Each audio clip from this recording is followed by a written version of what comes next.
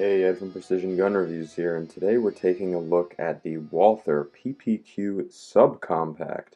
This is a new offering from Walther and a gun that I think a lot of people have been clamoring for a long time. I know that I always wanted Walther to release a subcompact version of the PPQ, and now they have, which is amazing. So, starting off as usual, this gun is 6.6 inches long. It's 4.4 inches tall, and it is 1.3 inches thick. It's a little chubby. It has a 3.5-inch barrel and weighs 21.2 ounces according to Walther. I weighed it the other day and it was, I think it came to 21.4, could be discrepancies in scales, whatever, but it was with the magazine. Interesting thing about this gun is that the slide is very light, and we'll talk about that in a while, so that gives it sort of a more balanced feel. It's not top heavy and sort of tumbling in your hand from side to side like a lot of more top heavy guns can do. It does carry 10 rounds in the flush fit magazine, one in the chamber, and it also comes with this 15-round magazine that makes it approximate the size of the standard PPQ, at least in height and grip length. It'll still be a little bit shorter, being that it has a 3.5-inch barrel as opposed to the standard PPQ's 4-inch barrel. Now, it is a double stack 9mm, it's a polymer frame, it's striker fired, and it employs a trigger safety. It is ambidextrous in terms of its slide release. It has a reversible magazine, I'm going to call it a magazine ejection button, because this thing really fires them out. You can't really tell them holding it like that. I mean, that's crazy. I like that a lot. But there are some other little quirks with the magazine that we'll have to discuss as well. It does have this Walther characteristic grip texturing, this cross-directional sort of stipple pattern on the front strap, the side of the grip, and the back strap. It comes with two back straps. Here I have the large back strap installed. It gives a little bit more of a hump here and gets your hand up into this beaver tail area. It has a Picatinny rail. This is a 1913 standard pick rail with two slots, so you can add your lights, lasers, accessories, what have you. The trigger guard is very large, great for gloved hands. You're never really going to get hung up there. It has this flat face of the trigger guard. It is serrated if you like to put your finger up there. I personally am not so into that. I actually like a curved trigger guard because I feel it reduces overall volume, but it really doesn't affect me one way or the other. The slide is Tenifer coated, as is the barrel, and the slide itself has very nice front and rear serrations. These don't look, I mean, they look good, but they don't look like anything particularly aggressive or anything particularly special, but this gun gives you an excellent purchase on that slide, whether it's in the front or the rear. Very nice. I really do like the way that Walther does these slide serrations on their guns. The grip itself is very comfortable. It fits right in the contours of the human hand. You get a 2-finger grip here if you have medium to large hands, as I do. If you add this 15+1 magazine with grip sleeve that comes with the gun and mates perfectly to the rest of the grip, you get a full hand on it. So that's really nice if you want to transition from your ultimate concealed carry at 4.4 inches tall back up to your sort of target shooting, or maybe you can conceal that. And I'm sure you can, because the PPQ sort of mid-size compact is concealable by many on a daily basis all around the country. So that is the grip. It really has a wonderful contour here. Basically, anyone who picks up the PPQ will comment about how comfortable that grip is if they're familiar with firearms at all. This is a very special gun in terms of its comfort level while holding it. I do like the trigger reach on this gun here with the calibers. You see it's 2.3, which seems short, but it is a double stack, so it's going to give you a little bit more to wrap your hand around, and I suppose that's why I like the larger back strap on this gun as opposed to the small. But it lets you really get a good firm and secure grip on the gun. Everything about the ergonomics of the Walther PPQ, whether it be in its standard size, larger sizes, or this new subcompact size, is just right at the top tier of handgun ergonomics. Let's take a look at these sights.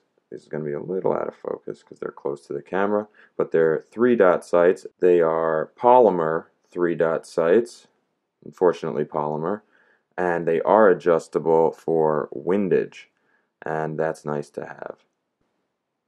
Before we go ahead and talk about the PPQ trigger, I do want to mention these magazines. Like I said before, there's something particular about them. They have to be labeled PPQ SC. Obviously, this one is an SC because it's the SC size, but this 15-rounder is a PPQ SC mag particularly because these magazines are under a greater spring tension because of that lighter slide and that lower reciprocating mass on that slide when this gun is under recoil.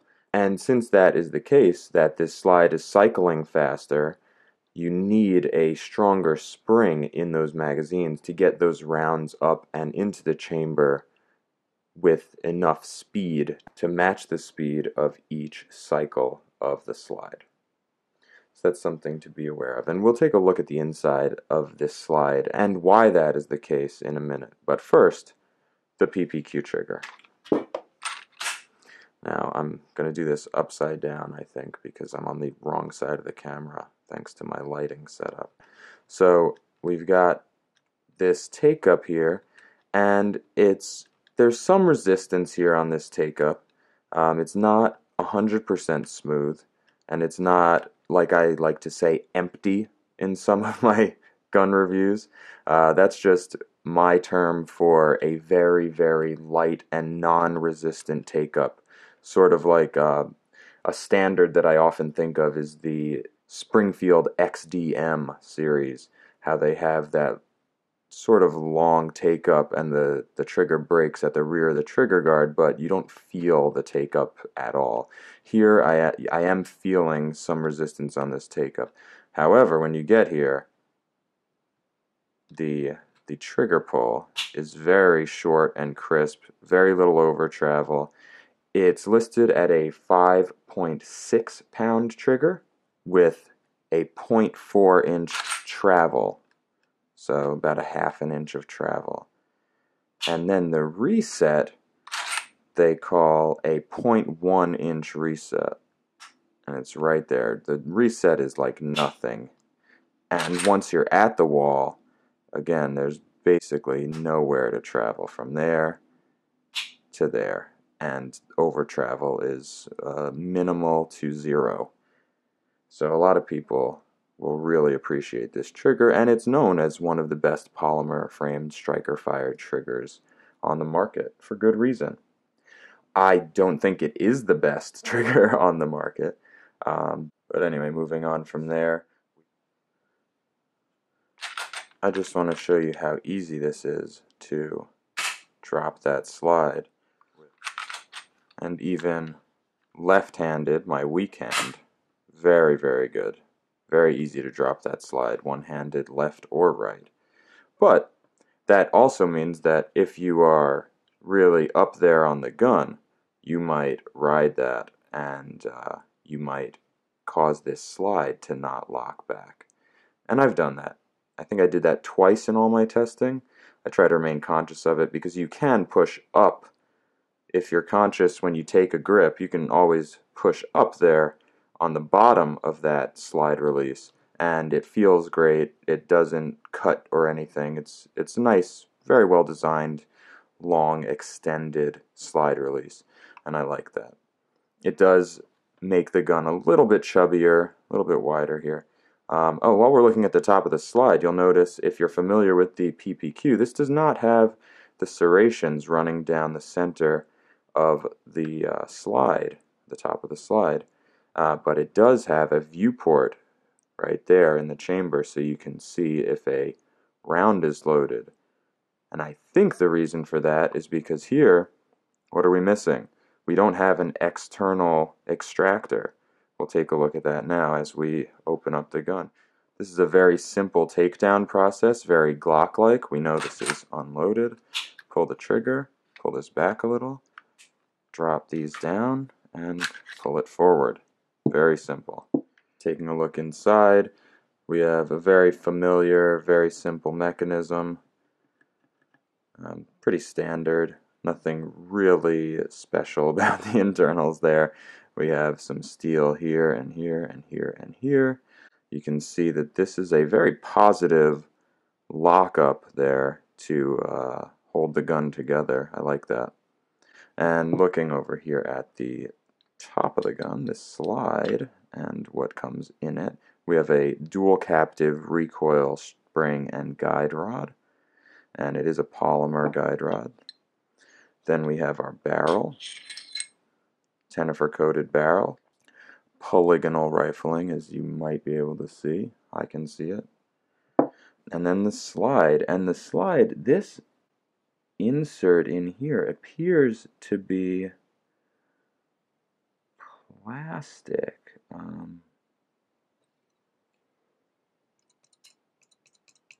If you can hear that,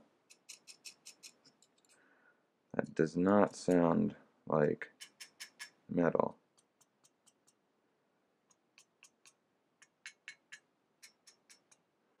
So that reduces the weight on the slide and gives it that lighter mass to be reciprocating under recoil, and requires those magazines to be sprung under greater tension. But overall, it does make the gun very light. This gun, though larger than a Glock 26, is lighter than a Glock 26. And it does have a balanced weight with a sort of lighter slide and a little bit more weight down here in the frame. That sits up in your hand well. Let's put this back together. YouTube, I'm putting a gun back together. I'm not constructing a gun. Alright, so that's the PPQ SC. It does come with 2 magazines, and the MSRP is roughly $649. You could probably find it around $550 street price. And I suppose this is where we talk about how it shoots. Is it reliable? Etc. It is very reliable. Under my testing, I had 2 failures to lock back, which I think I said before, and a single failure to eject using the crappiest, cruddiest steel shell-cased ammo, which is ridiculous. It feels like you're dragging your finger along a chalkboard when you touch the casings for those rounds. But I use them to see if the guns will cycle, and there was only a single malfunction, and it was easily remedied, and that was among hundreds of rounds of shooting. And in that time, I found that the gun feels great in the hand, doesn't cause any undue, hot spots. It's very comfortable to shoot over long periods of time. And in addition to being reliable, it's acceptably accurate, I think. Here's just a couple of little targets. There's a bunch of rounds. Remember, this is a tiny target that I use, these rifle targets. And here's another one. Just popping all over that target. It looks great. I like this gun a lot. Very good, and I would recommend it. It is a little bit larger than something like your Glock 26. I think this is a comparison I always like to make is with other similar guns. Yeah, it's just about exactly the same size as the old Smith & Wesson M&P 9C. It's about exactly, I say about, but it's very, very closely approximating the size of another Walther, the P99C AS, and it's very similar to the FNS Subcompact. So you'll see that it's about a base plate plus a little bit taller there than the Glock 26. And if we were to stand them up, very, very minor difference there. And about the same weight. So those are comparable at 10 rounds. Let's get rid of the Glock because this is not a Glock review. So there you have it, the PPQ Subcompact. Highly recommended here at PGR. Excellent carry pistol and very versatile thanks to its beautiful extended grip. The only caveats I have with this gun are its polymer sights, although they are windage adjustable, which is nice, and perhaps some reservations about requiring those highly sprung magazines. But if you're buying the standard mags, they are just built to spec. They're the mags for this gun, and they work. And as I said, there are no malfunctions, so no reason to be concerned about that. As always, I'm Ed, Precision Gun Reviews. Thank you so much for watching. Please subscribe and hit that notification bell. And until next time, you guys stay safe out there. I just wanted to give a quick shout out and thanks to the gun store of Conway, South Carolina. They help us transfer in all of our firearms for review. And you should check out the gun store at scgunstore.com. They are a full-service guns and gear shop with an indoor range. They stock a wide selection of handguns, shotguns, suppressors, NFA items, tactical rifles, hunting rifles, and gear. They are fully stocked with all calibers of ammunition. They have gun safes, holsters, magazines. They do gunsmithing on site if you happen to be in the Conway, South Carolina area. Additionally, they hold training courses for those in the area. And they also offer a fully automatic experience in their gun range with an AR-15 or a Thompson 45 Tommy gun. They've got knives, they've got used firearms, parts, accessories, really just about anything you could think of related to firearms, home, and personal defense. I recommend you take a trip over to scgunstore.com, and no matter where you are, go to shop.scgunstore.com, where you can shop their inventory online and have it delivered right to your local FFL. That's the gun store of Conway, South Carolina. Thanks for making all the reviews that you see here on PGR possible.